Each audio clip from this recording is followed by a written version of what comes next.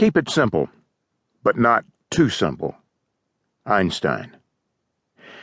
Pessimism is ubiquitous throughout the Western world today. Whether today's anxiety stems from the inability of politicians in Washington, D.C. to fund the U.S. welfare state, or from the intractable euro crisis in Europe, there is a rising sense of gloom and helplessness on both sides of the Atlantic. I'm an optimist, and this book is offered as an antidote to this contagion of gloom. It proposes solutions to many seemingly insoluble problems. For example, the prospect of a lost decade and ballooning U.S. healthcare spending. I believe these to be novel solutions, and in arriving at them, I've drawn upon new and quite sophisticated theories that are based upon deductive logic. These are the levers and pulleys that make it possible to identify new policy solutions. This book has 3 goals. The first is to identify 5 important problems confronting the United States that must be addressed and solved. The second goal is to champion the role of deductive as opposed to inductive logic in arriving at solutions to these problems. Deduction yields much better results, particularly in policies that are win-win in nature. By way of review, deductive logic in this context is the process of laying down some basic assumptions or axioms, and then deducing the desired policies from those axioms, when possible. This process is much less prone to bias than that of inductive logic, where policy solutions are sought from the analysis of real-world data. The third goal is to demonstrate how this discovery of win-win policies makes it possible to tone down today's dialogue of the deaf, that left versus right shouting match that has resulted in American gridlock.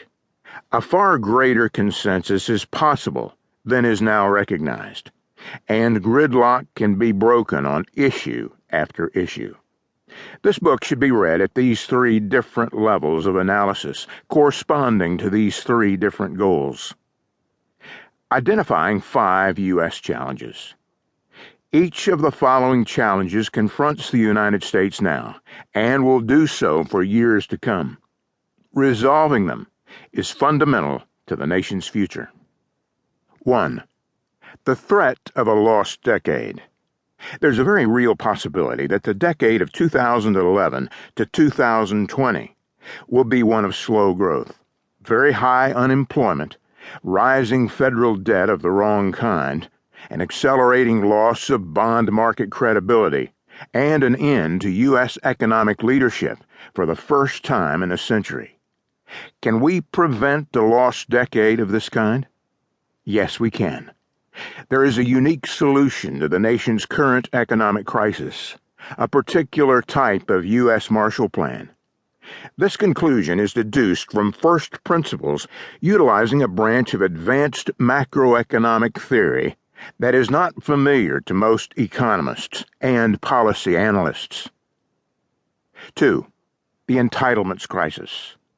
Polls make clear that the American public is finally aware that today's welfare state is in terminal decline. My favorite indicator of this reality is the poll in which more young Americans under 30 believe they will see flying saucers than believe they will ever receive Social Security checks.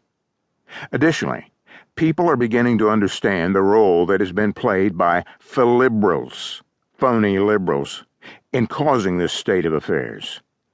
A flibberal is a well-meaning person who blindly endorses a flawed concept of equality between people.